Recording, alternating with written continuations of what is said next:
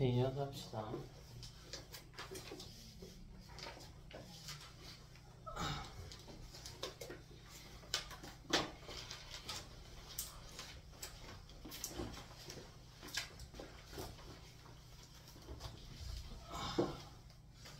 뒤에 운동 하나 더 배울 건데 아까 하나 안 한 게 있어가지고 하나 하고 갑시다.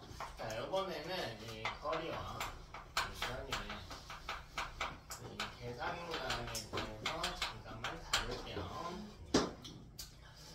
바로 문제로 넘어갑시다. 자, 어떤 경로를 하나 설치해볼게요. 자, 이런 정사각형 모양의 틀이 있다라고 해볼게요. 여기는 수직을 이루고 있대요. 여기도 수직을 이루고 있대요. 자, 이제 어떻게 할 거냐면 각 변의 길이는 100m라고 해볼게요. 각 변의 길이는 100m라고 할게요. 자, 첫 번째 이동 경로는 이렇게 갈게요. 이렇게. 첫 번째. 자, 두 번째 여기서 내려올게요. 자, 세 번째 경로는 이렇게 왼쪽으로 가고요. 네 번째 경로는 이렇게 올라갔다라고 해봅시다. 이제 자유에 따라서 올라가 한 바퀴를 뺑 돌아보겠대. 자, 첫 번째 예시를 한번 들어봅시다. 첫 번째 예시를. 자, 제가 어떻게 돌 거냐면요. 1번, 2번, 3번, 4번을 따라서 돌겠습니다. 총 걸린 시간 얼마나 소요가 되냐면 80세컨드가 소요됐다라고 해볼게요. 80초가 소요됐다라고 이야기를 해볼게요. 자, 이때 우린 뭘 구할 거냐면 거리를 구할 거예요. 거리. 이동한 거리. 자, 네 가지 경로를 따라서 한 바퀴 뺑 돌았을 때 이때 이동한 거리를 한번 살펴보겠대. 자, 어떻게 따지냐면 100m씩 갔어요. 자, 거리는 방향이 중요하지 않아. 방향성이 없는 값이에요. 처음에 오른쪽으로 100m 갔거든. 두 번째로 아래로, 세 번째로 왼쪽으로 100m, 네 번째로 위로 100m 갔는데 뭐 이런 게 방향이 중요한 게 아니라고. 그냥 단순하게 100이라고 하는 길이가 중요한 것뿐이야. 따라서 100을 4번 더해주면 됩니다. 그럼 400m가 나오겠죠. 이동한 거리는. 네. 자, 이때 평균적인 속력도 한번 따져볼게요. 자, 우리 속력을 구하는 방법은 총 이동한 시간 동안 총 이동한 거리 400m. 자, 이렇게 가져가서 5m/s 이렇게 가져갈 수가 있겠다. 되죠? 자, 변위라고 하는 개념도 한번 살펴볼게요. 자, 변위는 방향성이 중요한 값이에요. 자, 처음에는 오른쪽으로 100m 갔어. 이거 우리 플러스라고 해볼게요. 플러스.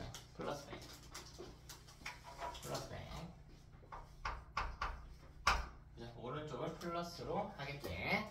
자, 두 번째 경로는 뭐냐면 100m 갔는데 아래로 갔어. 아래로. 자, 우리 좌표 생각합시다. 좌표. XY 그래프에 있는 좌표 생각합시다. 자, 처음에 오른쪽으로 100m 갔다고. 오른쪽으로. 그럼 플러스 100이지. 맞아? 자, 근데 그 다음에는요. 아래로 100m 갔대. 이건 뭐예요? 마이너스 100인 거지. 되니? 다시 봐봐, 얘들아. 자, 이 상황가요. 자, 처음에 내가 오른쪽으로 플러스 5만큼 갔대. 자, 오른쪽으로. 자, 그리고 다시 마이너스 5로 왼쪽만큼으로 갔대. 그럼 내 위치는 다시 원점일 겁니다. 왜요? 이 5랑 마이너스 5를 연산해주면 0이 나오는 거거든. 잘 봐봐. 이건 분명 플러스 100만큼 갔어. 처음에. 여기 있어요. 자, 여기서 마이너스 100만큼 갔어. 그럼 여기에 도착을 해 있겠지. 맞아? 내가 지금 원점에 있니? 아니죠. 다시. 야, 오른쪽으로 100만큼 가고 아래로 100만큼 가면요. 그게 돌아온 거예요? 아니죠. 아니지. 잘 봐. 두 번째 경로에 따르면 마이너스 100만큼 간 건 맞거든? 근데 이 둘은 서로 연산이 불가해. 그래서 내가 다른 색깔로 썼어. 이 둘은 연산이 불가합니다. 자, 왜냐면 축이 달라요. 그러니까 플러스 마이너스라고 전부 다 연산할 수 있는 값이 아니라는 거예요.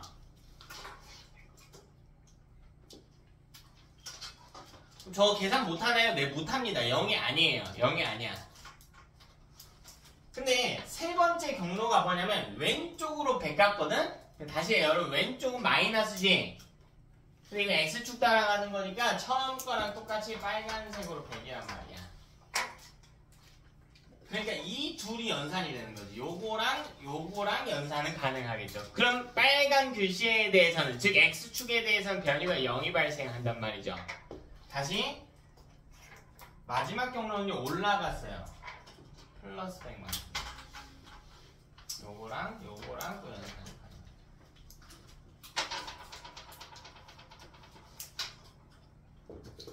그럼 이때 전체 변이 얼마가 나오나? 0이 나온단 말이지. 0이 나오죠.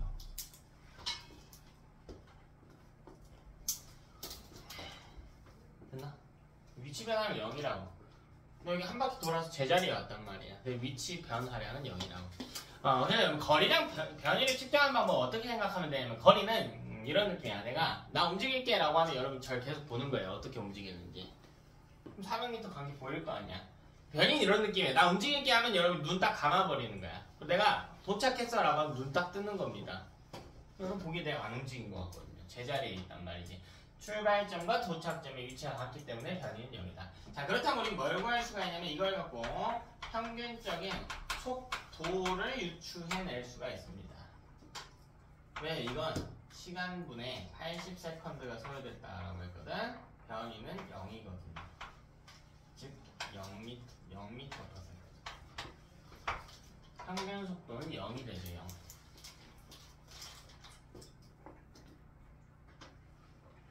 됐나?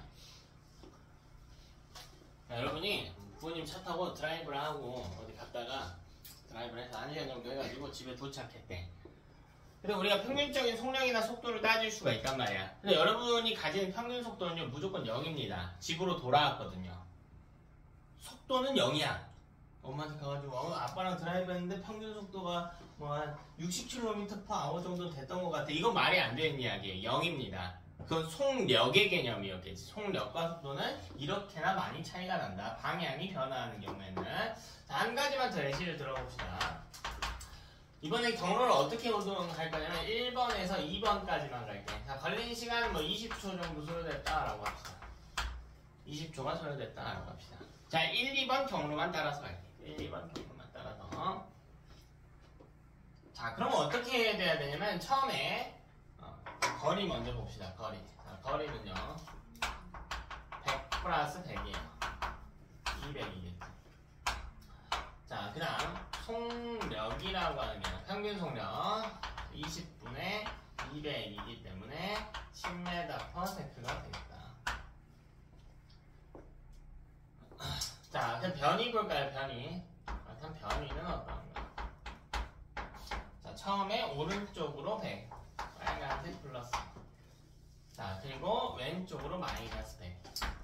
근데 여러분 이거는 연산이 불가하다고 했지.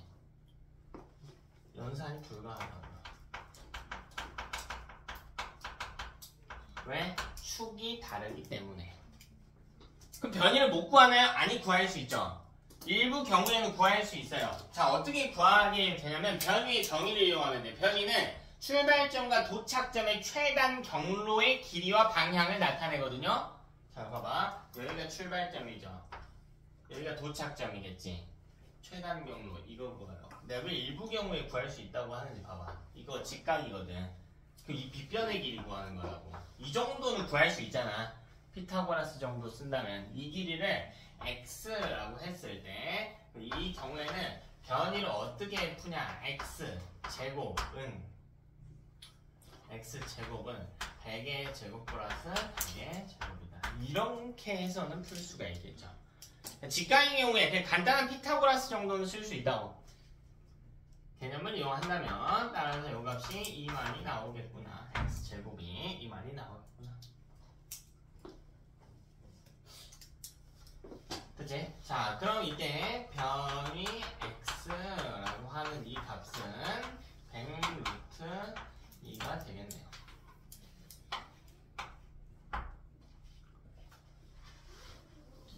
이 정도면 어려운 편에 속하는 계산이야. 물리에서 존재하는 것 중에 너네한테 어렵다 뭐 이런 게 아니라 계산이 어려운 건 말이 안 된다고요. 계산이 어려운 말이 안 돼. 이걸 갖고 우리 뭘 추론할 수가 있냐면 속도를 추론할 수가 있게 돼요. 평균 속도. 자, 20초 걸린 건 똑같대요. 20초분에 100 루트 2겠다. 따라서 이건 5 루트 2가 되겠죠.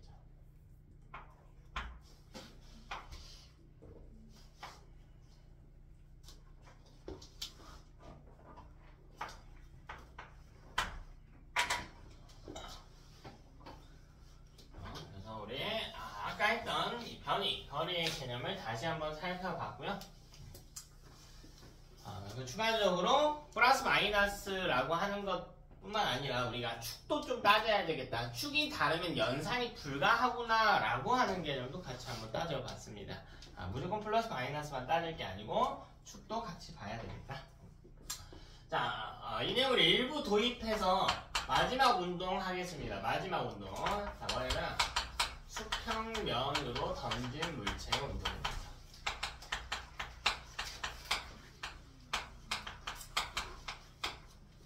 이 표현이 별로 마음에 들지는 않는데 이렇게 생각하시면 돼요. 자, 여기 절벽이 있고요. 여기 공이 있어. 근데 이 공이 애초에 오른쪽으로 굴러오던 공이었어요. 마찰은 다 무시할게요. 공기저항 없고요. 마찰도 없다라고 할게. 마찰 싹 다 무시할게요. 자, 일단 나아가는 게 2m/s라고 해요.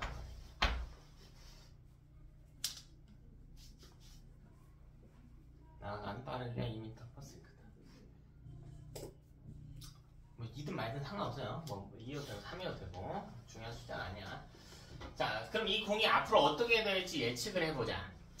굴러갈 테니까 앞으로 굴러가면서 점차 떨어지기 시작하겠죠. 그니? 자, 조금만 이따 그럴게요, 여러분은.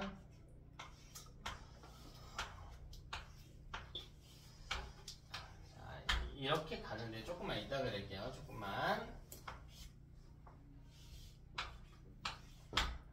자, 이거요, 모눈종이라고 생각을 해봅시다. 자, 좌표축처럼 따질 거예요. 자, 이 공은 오른쪽으로 가고 있지. 오른쪽으로 가고 있어. 모눈종이 좌표를 따지면 오른쪽으로 가고 있어. 또 어디로도 가고 있어요? 밑에로도 가고 있지. 되니? 자, 여러분, 오른쪽으로 가고 있다는 건 그래프의 축상 X축을 따라간다라는 뜻이 되지. 자, 아래쪽을 간다는 거는 그래프의 축상 Y축을 따라간다는 뜻이 되는 거야. 근데 이 두 운동은 서로 축이 어때? 다르지. 그럼 연산이 가능한가 불가능한가? 불가능하다고요. 이 운동을 동시에 살펴볼 수가 없다. 그럼 어떻게 해야 되냐면 따로따로 봐야 돼요. 이 운동을 따로따로 봐야 돼. 이게 어렵지. 여러분 마치 매직아이를 키는 것처럼 앞으로 가는 것만 볼 수 있어야 되고요. 떨어지는 것만 또 따로 볼 수 있어야 돼. 근데 이게 잘 안 보인다고. 그래서 약간 도움을 줄게요. 자, 어떻게 도움을 줄 거냐면 위쪽에서 레이저를 쏴줄게. 레이저를 이렇게 쏴줄게. 그럼 아래쪽에 뭐가 생겨? 그림자가 생기겠지. 여기도 그림자가 생길 거야. 여기도 그림자가 생길 거야. 여기도 그림자가 생길 거야.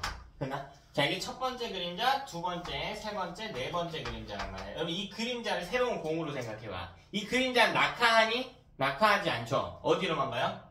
오른쪽으로만 가잖아. 이 그림자의 운동이 저 공의 수평 방향의 운동인 거야. 이게 수평 방향의 운동이야. 자, 왜 이따가 그리라고 하냐면, 자, 이 수평 운동을 할 때요, 이 간격이요 다 일정해야 돼. 그러니까 이 공에 1초마다 사진 찍었다라고 했을 때 X축으로 떨어진 간격은 일정해야 돼요. 자, 일정한 이유는 이따가 다루도록 하고요. 두 번째로, 그럼 낙하한 거는요, 낙하한 것도 봐야죠. 낙하한 것만 보고 싶으면 어떻게 하냐면 레이저를 이렇게 쏴주면 돼. 여기 뒤에 가상의 벽이 있다라고 해볼게. 여기 그림자가 생길 거야. 여기도 그림자가 생길 거예요. 여기도 그림자가 생길 거고요. 여기도 그림자가 생길 거야. 자, 이게 1, 2, 3, 4인데요. N은 낙하할 때요, 이동한 거리가 갈수록 증가하게 그려줘야 됩니다. 그래? 그래서 그림 여러분이 그릴 때 그리세요 이제. 자, 이거 간격이 일정해서 그리도록. X 좌표의 간격은 일정하게, Y 좌표의 간격은 갈수록 멀어지게.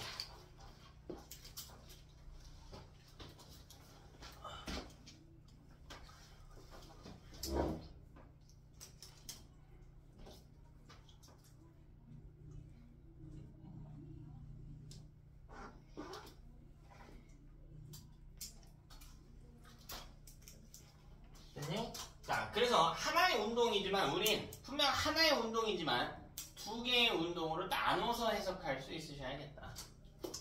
자, 첫 번째 운동 볼게. 자, 수평으로 던진 물체는요. 이름은 수평으로 던진 물체지만 수평 방향으로도 움직일 거고요.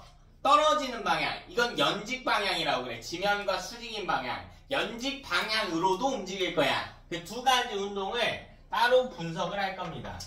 자, 이 공은요 수평 방향으로 운동을 해요. 운동을 하는데 어떤 운동을 하는지 알려면 힘을 봐야 된다라고 해서. 자, 이 공은 힘 받을까 안 받을까? 힘 받아요 안 받아요? 아, 받지. 무슨 힘 받아? 무슨 힘 받아요 이 공은? 중력 받죠. 아니, 중력 받지. 공기저항이나 마찰은 없지만 중력은 받죠. 지구상에 있는 모든 물체는 중력 받지. 질량을 갖고 있다면 중력 무조건 받는다고 했잖아요. 중력 받죠. 근데 중력은 수평 방향으로 작용하냐 연직 방향으로 작용하냐? 연직으로만 작용하지. 중력은 연직으로 작용한단 말이야. 그럼 이게 무슨 뜻이 되냐면 이렇게 운동하는 공은요 수평 방향으로는 힘을 받지 않는다라는 뜻이 돼버려. 중력은요 그건 연직 방향이니까 방향을 계속 신경 써야 된다. 그럼 힘을 받지 않으면 무슨 일이 일어나냐면 얘는 오히려 등속 직선 운동을 하게 된단 말이야. 그러니까 이 간격이 일정하죠. 이 간격이 일정하지.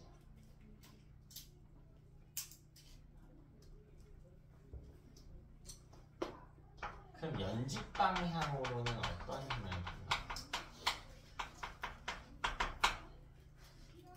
연직 방향 방금 얘기했잖아. 무슨 힘 받는다고?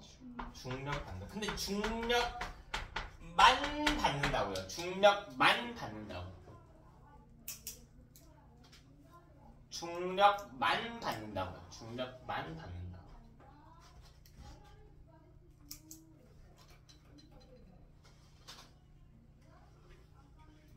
얘들아 중력만 받으면 무슨 운동해? 자연한 즉 등가속도 운동을 하게 됩니다. 자, 시험에 100% 출제됩니다. 100% 출제. 연습을 많이 하셔야 되는데요.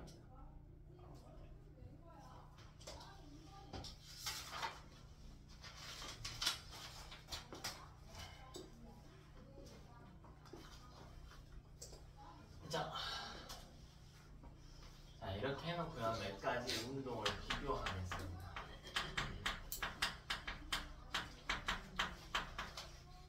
자, 이 몇 가지 운동을 좀 비교를 해볼게. 자, 공을 제가 몇 개 놓을게요.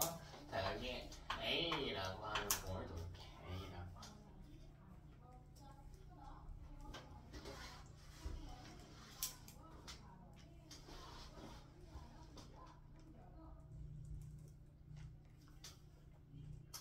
자, A라는 공은요, 질량이 4kg이라고 할게요. 4kg. 자, 뭐 할 거냐면 자유낙하 운동 시킬 거예요. 자유낙하 운동. 갈수록 이동한 간격이 멀어져요.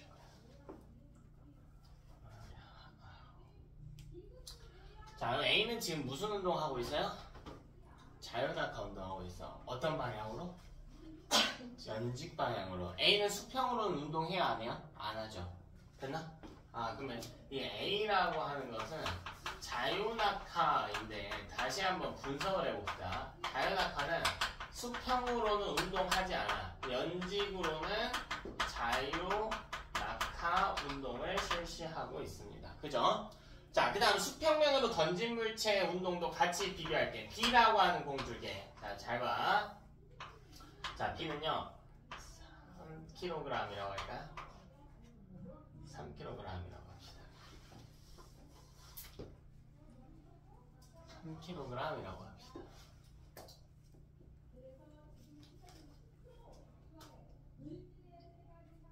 자, 이 공은요 오른쪽으로 1m/s의 속력으로 나아가고 있다라고 해볼게. 자, 그럼 이 공은 어떻게 되냐면 앞으로 가면서 떨어질 거야. 다시 여러분, A의 운동과 B의 운동이 같아요, 달라요? 다르죠. A는 무슨 운동이에요? 자유낙하 운동하지. 그럼 B 그림 그리기 전에 한번 파악을 해보자. 자, B는요 수평으로는 무슨 운동이에요? 수평으로는 연직으로는 무슨 운동해? 자유 낙하 운동을 한단 말이야. 맞아? 자, 그럼 둘은 운동은 분명 달라. 어느 방향이? 수평 방향이 다르지. 근데 연직 방향의 운동은 어때? 똑같죠. 그러니까 무슨 일이 일어나냐면 처음 둘의 높이가 이렇게 같으면 두 번째 공의 높이도 같아야 돼요. B는 분명 A와 달라. A와 다르게 앞으로 나아가고 있단 말이야. 오른쪽으로 나아가고 있지. 그건 수평 방향의 운동이 다른 것이죠. 단 연직 방향의 운동은 똑같다. 왜? 연직은 둘 다 자유낙하니까.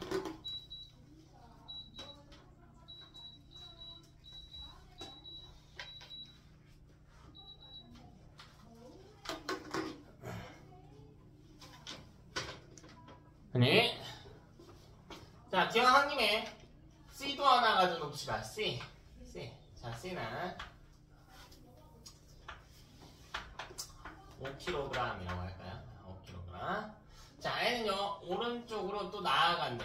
그러니까 수평면으로 던진 물체 운동이래요. 근데 나아가는 속도가요, 2m/s라고 해봅시다. 그럼 이 공은 이렇게 간단 말이지.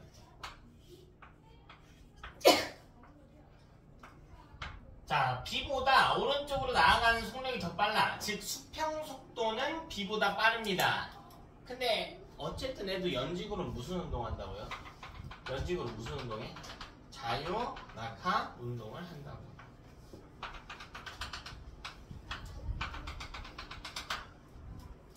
그러니까 높이는 똑같다고요.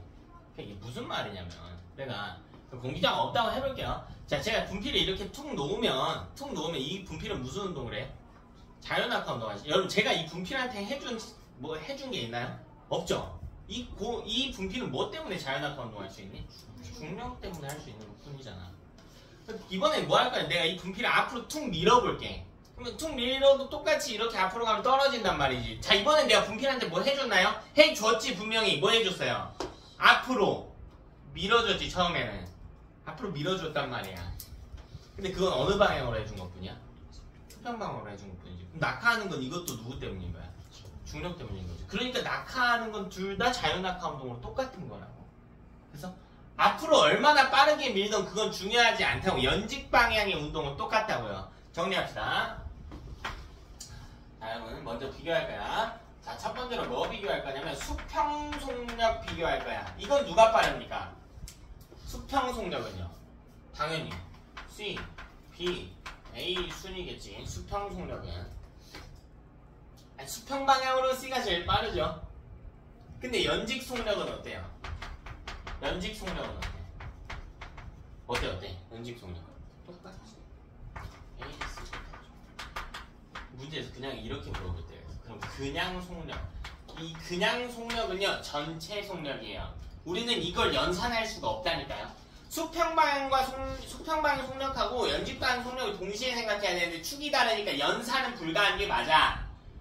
근데 큰 맥락만 보면 이걸 연산하는 건 여러분 나중에 삼각함수 배워서 하는 거거든. 그걸 하자는 게 아니고 셋의 연직 속력은 어떤데? 같은데 수평 속력이 누가 제일 빠르니까? C가 제일 빠르니까 전체 속력도 C, B, A 순으로 떨어지겠구나. 이것만 체크하면 된다고.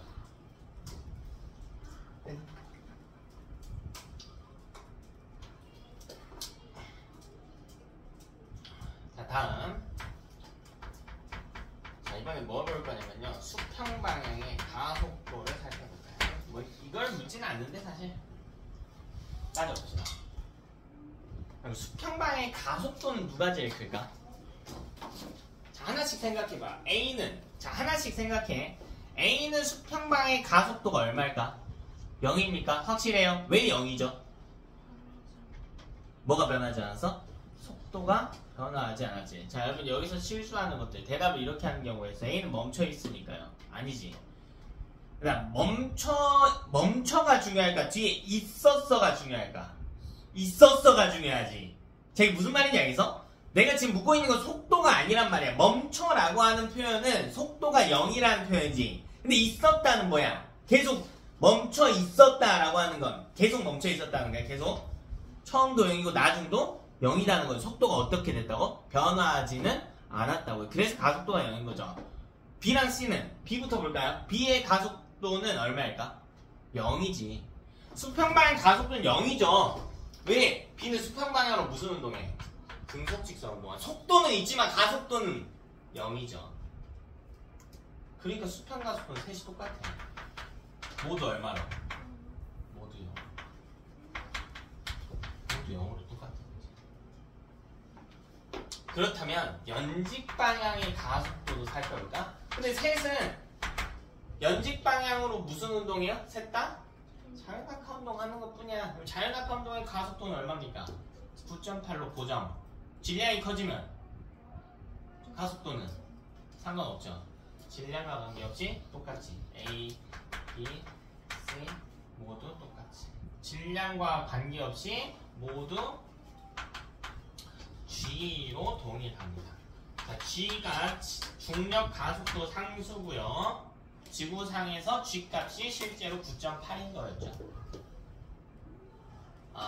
통합과학에서는 G라는 표현을 조금 더 많이 쓸 거예요.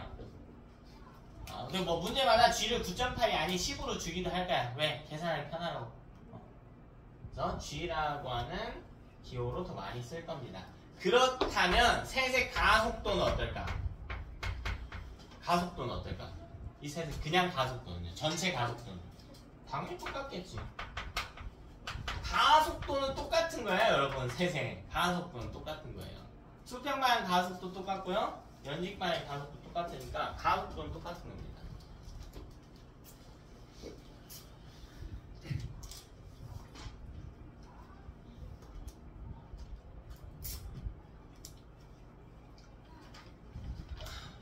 됐지?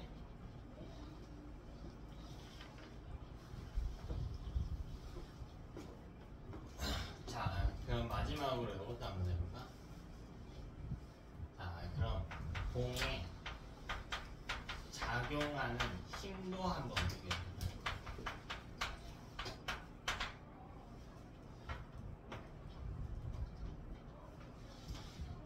자, 그렇다면 이때 이 힘의 종류부터 한번 따져주면 좋을 것 같아요.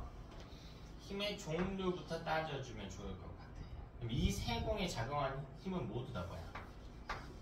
뭐니? 중력이죠. 중력 아주 중요하지. 셋 다 중력밖에 작용 안 하죠. 그러니까 중력의 크기, 이걸 뭐라 그래? 이걸 뭐라 그래? 무게라고 하지. 아주 기본적인 정의죠. 무게가 뭐야? 라고 했을 때 얼타고 있으면 안 돼, 얘들아. 무게는 물체에 작용하는 중력의 크기야. 이거 구하는 방법이 뭘까? 질량 곱하기 얼마? 9.8. 그치, 9.8 대신 근데 뭐라고 쓴대? G, 중력 가속도 상수라고 쓴대. 이게 G의 플레임이야. 됐나? 근데 이 중력 가속도 상수는 누가 결정하냐면 행성이 결정해. 뭐 행성, 위성, 그냥 어디에 있냐가 결정해요. 사실 어디에 있냐. 근데 이 세 공 다 어디에 있겠니? 당연히 지구에 있겠지. 그 세 공의 중력 가속도 상수는 어때? 똑같겠지. 다만 뭐가 달라요? 질량이 다르지. 그러면 이때 중력의 크기는 어떻게 결정이 돼? C, A, B 순으로 결정이 되겠죠. 왜? 무슨 순이야 이거? 무슨 순인 거야? 질량 순인 것 뿐이지. C, A, B 질량 순이라고요. 됐나? 그래서 정확한 개념을 이용해서 풀어야 된다. 근데 C가 오른쪽으로 많이 움직이잖아요. 아니요, 그런 개념이 아니고요. 중력은 질량 곱하기 중력 가속도 상수. 여러분 이미 중학교 때 다 배웠던 기본 공식이란 말이에요. 9.8 곱하기 질량. 에 대입을 하면 중력의 크기는 질량과 비례하기 때문에 질량이 큰 물체가 많이 받는다. 자연낙하 운동하든 수평면으로 많이 움직이는 운동을 하든 중요하지 않다고요. 자, 여기 봐봐. 여기 같은 높이에 D라고 하는 애가 있대. 자, D는요 7kg인데요. 지면에 붙어있다고 해볼게. 자, 그럼 D는 중력을 NA보다 많이 받을까 적게 받을까? 많이 받죠. 왜 많이 받아? 왜 많이 받아? 왜 많이 받아요? 방금 이야기했잖아. 중력은 어떻게 구한다고? 질량 곱하기 중력 가속도 상수 공식에 대입했습니다. 질량과 비례한다. 그럼 D는 붙어있든 뭐하든 간에 질량이 어때?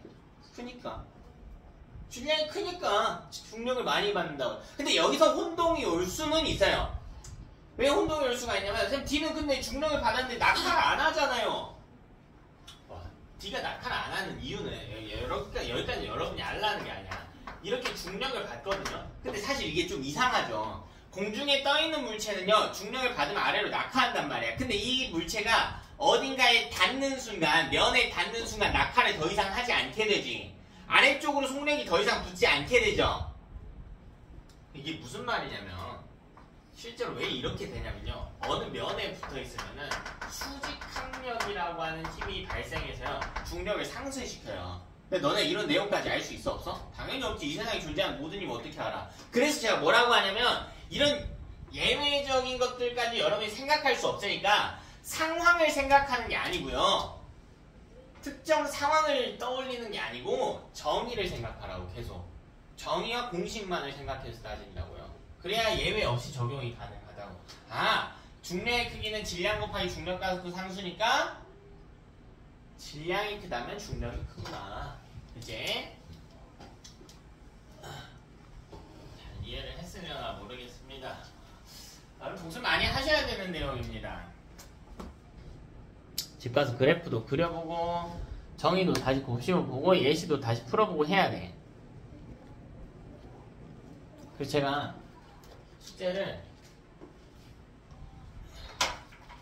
여기 와서 마무리를 한다던가 오늘 한다던가 어젯밤에 급하게 한다던가 하는 행동들을 별로 안 좋아해. 왜? 그렇게 한 친구들은 뻔해요. 복습도 안 했겠죠. 인제 막 문제 풀고 있는데 복습할 시간이 없어. 자, 복습은 선택이 아닌 필수야. 선택이 아닌 필수예요. 선택이 아닌 필수야.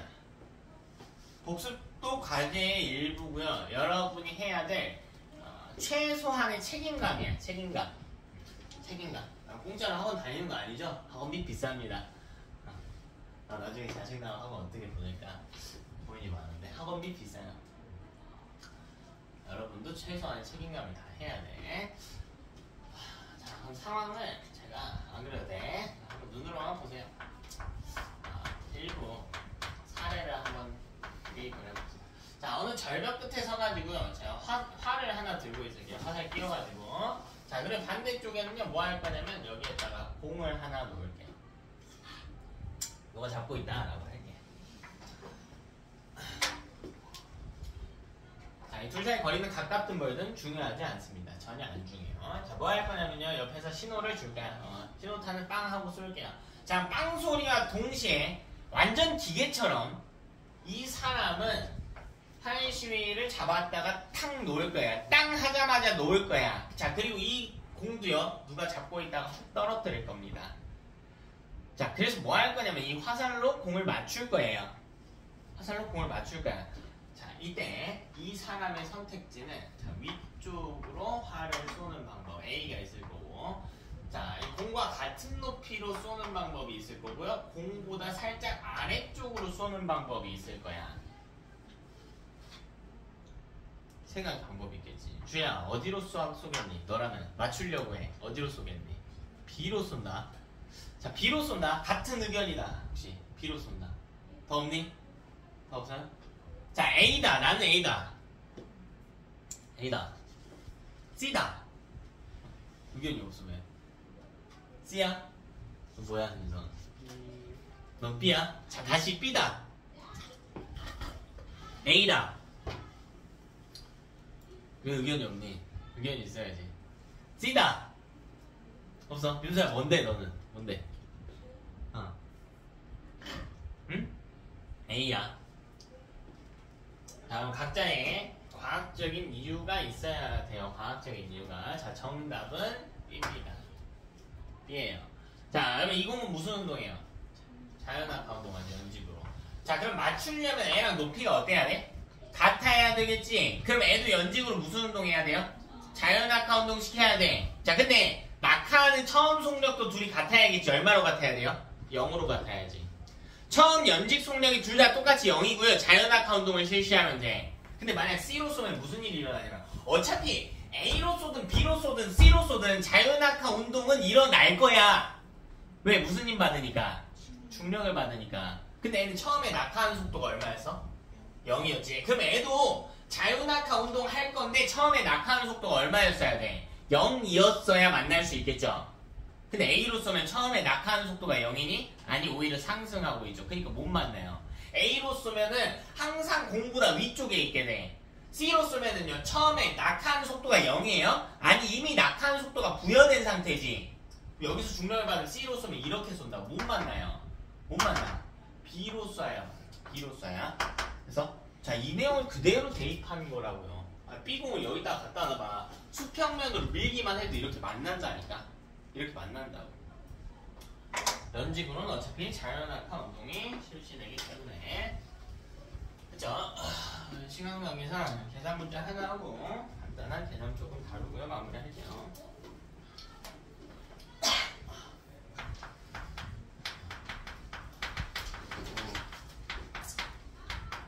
이거 나오면 진짜 우후죽순 틀립니다. 왜 틀리냐? 매우 간단해. 수업 때 풀었던 예제 복습 안 해봐서. 매우 간단해. 매우 간단해. 매우 간단해. 오답률 제일 높아요. 왜요? 예제 복습 안 해봐서. 근데 이게 진짜 신기해요. 뭔 줄 알아? 자, 이 계산 문제 풀이 방법은요, 딱 하나예요. 딱 하나 가지고 모든 문제 다 풀 수 있습니다. 그럼 엄청나게 쉬운 거지. 엄청나게 쉬운 거야. 거의 한 90% 이상의 문제 다 푼단 말이야. 95% 이상도 다 풀어요. 계산 문제. 자, 바로 넘어갈게. 자, 여기에 절벽이 있었어. 절벽이 있어. 절벽이. 선아, 이 절벽을 따라서 공이 굴러오고 있었어. 자, 이때 공의 빠르기는 얼마니? 네가 정해. 네가 정해. 네가 정하면 돼. 2. 자, 좋아요. 2m/s로 정했대요. 그치? 자, 2m/s로 정했대. 자, 그럼 제가 절벽의 높이를 알려드릴게요. 자, 이 절벽의 높이는 45m라고 할게요. 45m라고 할게요. 45m. 자, 그리고 이 세계관에서 중력 가속도 상수 G값은요 10m/s의 제곱이라고 할게요. 중력 가속도 상수는 10m/s의 제곱이라고 해요.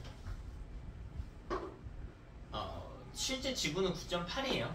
9.8로 하면 계산이 조금 복잡해질 테니까. 그죠? 이 공이 앞으로 굴러와가지고 이렇게 떨어질 거야. 그치? 난 궁금해. 뭐가 궁금하냐면 얘가 낙하하는 동안 이동한 거리인데, 자, 어떤 거리냐면요 수평거리라고. 이걸 R이라고 해봅시다. R이어도 되고 X여도 됩니다. 자, 저걸 구하고 싶다고. 저걸 구하고 싶다고. 나는 이걸 구하고 싶다고. 이 문제는 푸는 방법이 정해져 있어. 정해져 있어요. 빨리 풀려고 하지마, 멋있게 풀려고 하지마, 대충 풀려고 하지마, 똑같이 풀려고 하세요. 똑같이 풀려고 하세요. 자, 첫 번째, 수평 방향의 거리를 구하는 공식을 쓴다. 자, 문제에서 뭘 구하라고 하면, 계산 문항에서 뭘 구하라고 하면 무조건 공식을 쓴다. 자, 다른 거 하지 말고요. 무조건 공식을 쓴다. 계산 문제에서 뭘 구하라고 하면 공식을 쓴다. 자, 거리 구할 거예요. 뭐 써야 됩니까? 뭐 써야 돼요? 거리 구하려면 공식이 뭔데? 속력 곱하기 시간. 근데 어느 방향으로 이동한 거리래? 수평 방향으로 이동한 거리래. 그럼 이걸 쓰면은 수평 방향의 속력 곱하기 시간이야. 근데 언제까지 앞으로 가는 거니? 바닥에 닿을 때까지. 즉 시간은 시간인데 이 걸린 시간이 어떤 시간과 같냐면 낙하한 시간과 같은 거죠.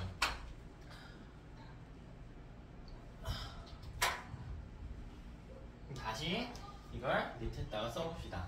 자, R은요 문제에서 수평속력 곱하기 수평속력 얼마인데? 2 곱하기 t라고 할게요. 낙하시간 이걸 구하래.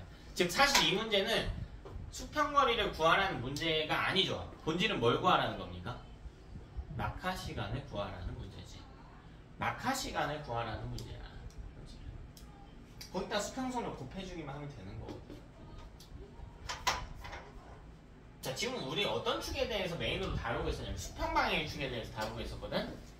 근데요, 낙하시간을 구하는 게 메인이 돼버려서. 근데 낙하는 수평방향의 운동이 아니지. 낙하는 뭐예요? 연직방향의 운동입니다. 근데 연직방향의 운동은 심플하게 식으로 못 써서 못 풀어요. 왜냐면 수평으로는 등속운동에 다시 3m/s로 등속운동할게. 10초 동안 등속운동할게. 그럼 내가 움직인 거리 얼마야? 30m겠지. 심플하게 식으로 쓸 수가 있다니까요. 왜? 특정 시점의 속력이 평균 속력이 돼버린단 말이야. 계속 3m/s로 가니까. 근데 아까 다시 내가 이번엔 뭐 할 거냐면 3m/s로 달리고 있는데요. 중간에 자동차가 납치해가지고요. 중간에 어느 시점인지는 몰라. 30m/s로 가다가 중간에 또 어떤 비행기에 납치가 됐어. 제트기에 납치가 돼가지고 여기에 탔다고 해볼게. 자, 이번에는 300m/s로 가고 있어. 자, 이 과정이요 1분 내에 일어났다고 해봅시다. 60초 내에. 자, 그럼 내가 180m 갔겠니? 아니지. 처음만 3m/s였던 거고 중간에 계속 속력이 어떻게 됐어? 빨라졌으니까 3 곱하기 60을 하면 돼요? 안 돼요? 안 된다고요. 그래서 이럴 땐 뭘 곱한다고? 평균 속력을 곱한다고. 근데 평균 속력도 모르잖아. 그래서 이번엔 어떻게 하냐면, 자, 이 풀이 방법이 정해져 있다고요. 정해져 있다고. 얘는 무조건 연직 방향의 VT 그래프를 그리는 거야. 그리는 거야. 얘는 처음에 잘 안 그려져. 당연히 처음에 잘 안 그려져요. 근데 연습하는 거야. 될 때까지. 처음에 잘 안 그려진다고 해서 자꾸 다른 방법으로 풀지 마세요. 연습하세요. 처음엔 잘 안 됩니다. 잘 안 돼요. 어떻게 모든 문제가, 어떻게 모든 내용이 하루 배우고 다 완벽하게 습득이 되겠니? 안 된다고. 그게 정상이라고요. 내가 이렇게까지 이야기함에도 불구하고 꾸역꾸역 이상한 방식으로 답만 어떻게든 짜온다던가 뭐 찍어갖고 풀어오는 놈들이 많아. 많겠지. 많겠죠. 1등급, 2등급 학생들을 깔아줄 학생들도 있어야 되니까. 걔네가 당연히 더 많아요. 1, 2등급 학생들보다. 하위 등급 비율 학생들이 훨씬 더 많아요. 본인이 그렇게 되려고 하냐고. 하면 안 되지. 자, 계속 이야기하잖아요. 공부는 좀 불편하게 해야 된다고요. 아니, 편하게 한 주 수업 듣고 숙제도 그냥 남들하고 똑같이 하면서 10% 내에 들려고 하는 건 말도 안 되는 거지. 남들과 다르게 해야지. 남들과 다르게 해야 돼. 편하게 하려고 하면 안 돼. 옆에는 대충 하던데요. 옆에는 오늘 뭐 대충 숙제도 안 하고 인생 내과 사진 찍고 놀던데요. 코인노래방 가던데요. 넌 안 해야지.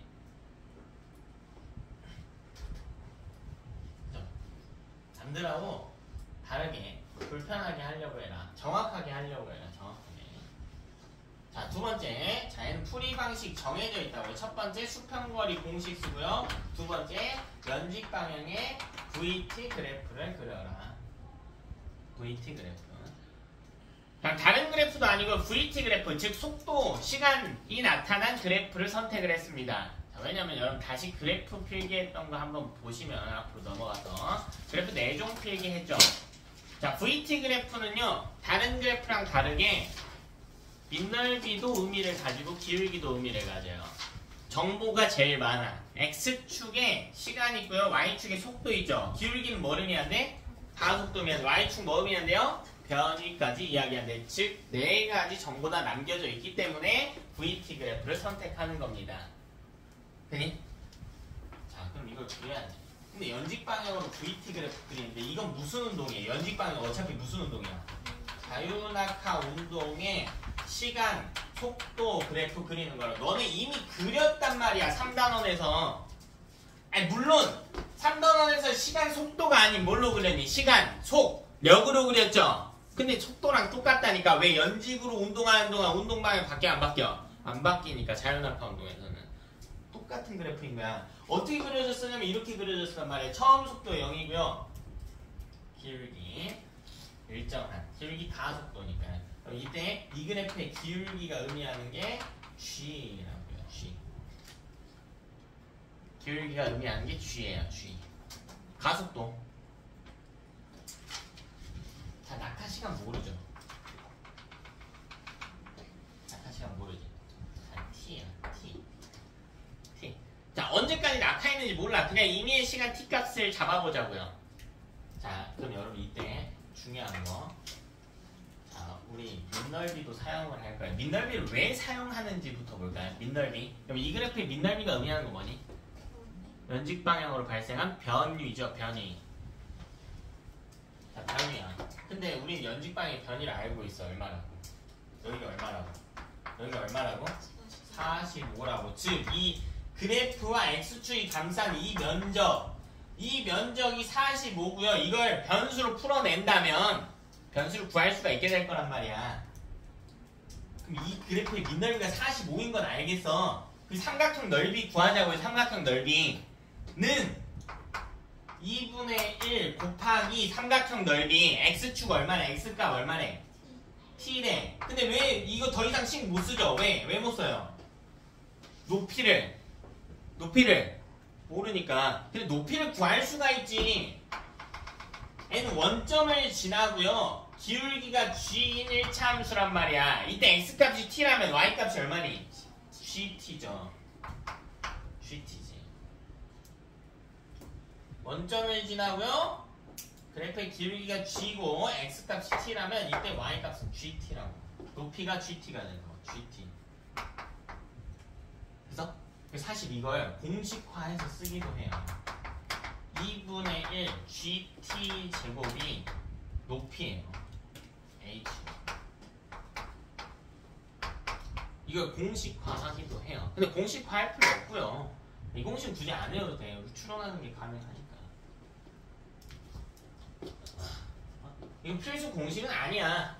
그래서 구하면 되지. 여러분은 이런 방식으로 풀려고 부단히 노력을 하셔야 됩니다. 부단히 노력을 하셔야 돼요.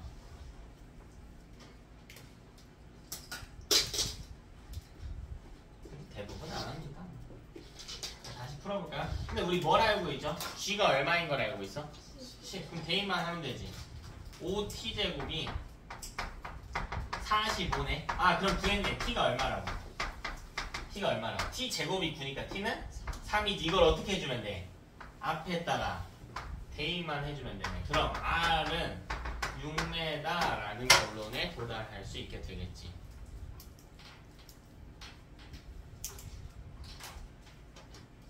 됐나?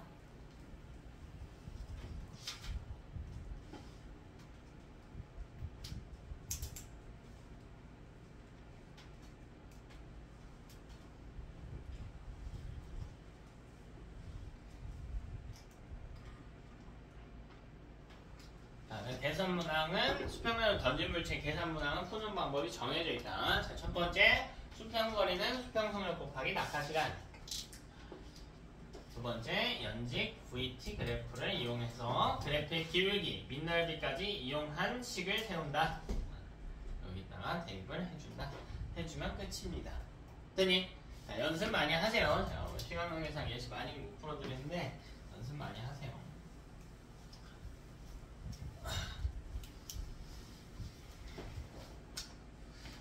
오늘 마지막 내용 정리하고요. 마무리하겠습니다. 바로 중력입니다. 중력. 자, 첫 번째. 중력. 자, 중력의 크기는 무게라고 쓸 수가 있습니다. 무게는 질량 곱하기 중력 가속도 상수 G라고 씁니다. 자, M이 질량이죠. 매스. 자, 이때 중요한 개념 하나 나왔어. 첫 번째 개념. 중력의 크기는 비례해요. 뭐랑 비례해? 질량과 비례해. 물론 중력 가속도 상수하고도 비례하긴 하는데 이게 바뀌는 경우가 거의 없겠죠. 종종 일부 문제에서 다해서 측정을 한다 이런 게 나오긴 하는데 같은 행성 내에서 측정하는 건 문제가 안 됩니다. 아, 질량이 커지면 중력이 커지는구나. 근데 정확하게 비례관계이기 때문에 질량이 2배가 되면 중력의 크기도 2배가 되겠구나. 됐죠? 자, 두 번째는 중력에 대한 또 다른 공식이에요. 중력에 대한 다른 해석이야. 중력은 사실 만유 인력과 같은 표현이야. 만유 인력과 같은 표현이에요. 그러니까 만유 인력이 뭐냐면 질량을 가진 모든 물체가 서로 끌어당기는 힘이라는 뜻을 갖는데 우리 중력은 보편적으로 어떻게 해석하냐면 지구가 물체를 당기는 힘이라고 해석하지. 그래서 지구도 질량 같고 물체도 질량 같거든. 그러니까 만유 인력의 일종인 거야 사실 중력이. 중력이 만유 인력의 일종인 거야. 근데 이걸 구하는 방법이 있어요. 자, 첫 번째 둘 사이의 거리가 중요합니다. 거리의 제곱. 자, 만유인력 우리 앞부분 할 때도 제가 이야기했거든요. 자, 저랑 이 분필은 질량을 갖고 있어요. 서로 끌어당깁니다. 자, 저랑 7, 8은요 서로 질량을 갖고 있어. 끌어당긴다고. 근데 이 둘 사이의 거리가 멀어지면 힘의 크기는 줄어들어요. 잡아당기는 힘의 크기가. 그렇잖아. 자, 내가 지면에 붙어있어요. 내가 계속 붙어있을 수 있는 이유는 중력이 계속 나를 잡아당겨주고 있기 때문이잖아. 자, 내가 2층에서 떨어지면 아프니까 한 1.5층에서 가볍게 점프 정도만 해봅시다. 바닥을 향해서요.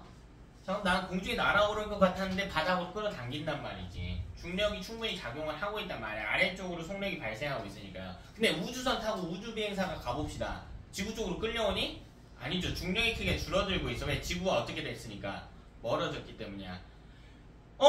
야, 우주비행사는 지구에 있든 우주에 있든 질량이 어때요? 똑같죠? 근데 중력의 크기가 달라졌단 말이야. 질량 말고도 중력의 크기에 영향을 주는 요소가 있다고. 바로 거리입니다. 거리. 자, 거리는 보통 R로 표기해요. R. 거리야.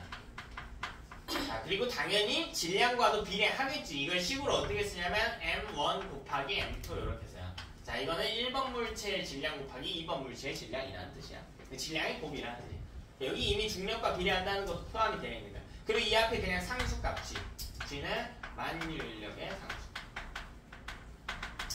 이 공식을 여러분이 외울 필요는 없고요. 이걸 기억해줘야 돼. 자, 중력의 크기는 반비례. 뭐랑 반비례하죠?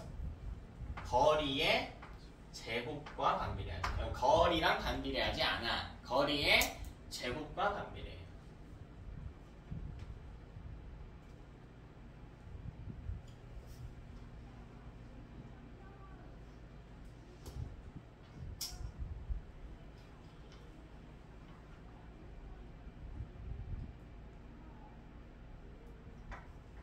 예를 들어 봅시다. 제가 지구를 한번 그려봅시다. 지구죠? 너무 못생겼는데요. 지구 원래 못생겼죠. 완벽한 원형이 아니지. 자, 가로축이 더 길죠. 세로축은 조금 짧은 편입니다. 그래서 지구 중심 방향에서 적도까지의 거리가 한 6,410km 정도 되거든요. 근데 그까지의 방향은 6,390km 정도밖에 안 돼. 실제로 적도까지의 길이가 더 긴 타원 구조예요. 그럼 봐봐, 같은 물체를 내가 A 위치하고 B 위치에서 하고 있어요. 그럼 이제 지구 중심까지의 거리를 측정해 봤을 때 거리는 B가 A보다 더 멀거든. 그럼 같은 물체를 놓고요, 내가 중력을 측정한다고 할 때 무게를 측정한다고. 무게가 중력의 크기지. 무게는 A에서가 B보다 더 크다. 무게랑 같은 말은 중력이야. 중력 크기예요. 그냥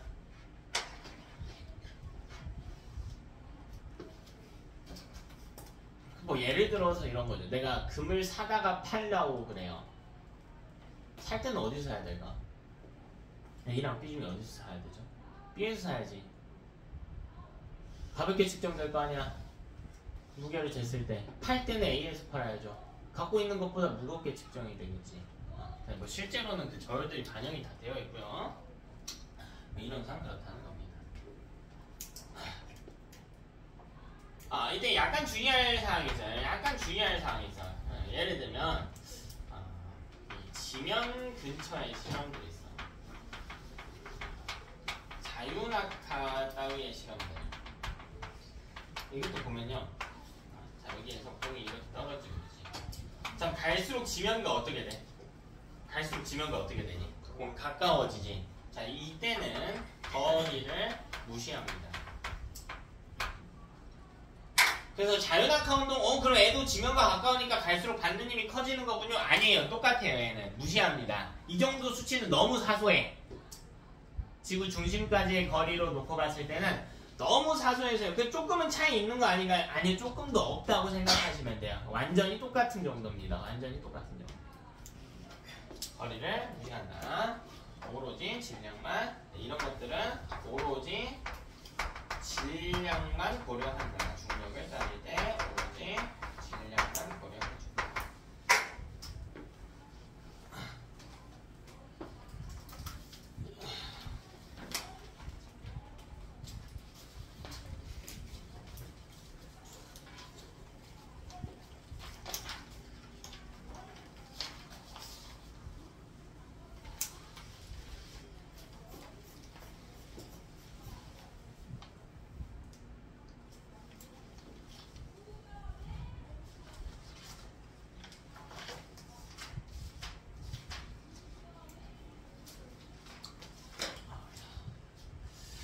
일단 오늘 수업은 여기까지 하고요. 집 가서 복습들 좀 제발 많이들 좀 하세요. 자, 열복권 하는 게 이상한데 긴장감들 좀 가지시고, 자, 우리는 과제는 127페이지까지 진행하시면 되고, 남은 시간 과제 검사하고요. 클리닉지 풀고 마치겠습니다.